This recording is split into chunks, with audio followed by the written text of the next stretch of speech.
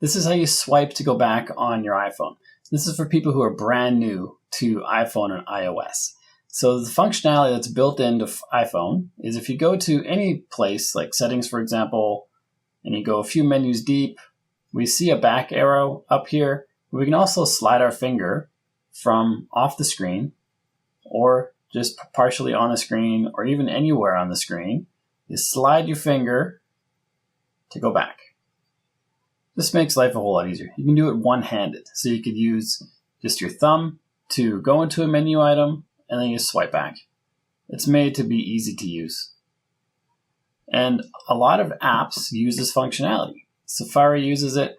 This one's a little trickier because it can swipe up and down as well. So you got to make sure you're going perfectly horizontal to swipe back. And you can even swipe forward on Safari as well to go forwards and backwards between website pages.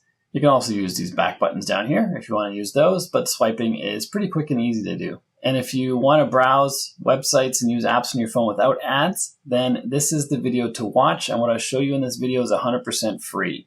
It's going to block all ads on your phone. So make sure you watch that next. If you got value from the video you just watched, like and subscribe to let me know, and I will see you on this one.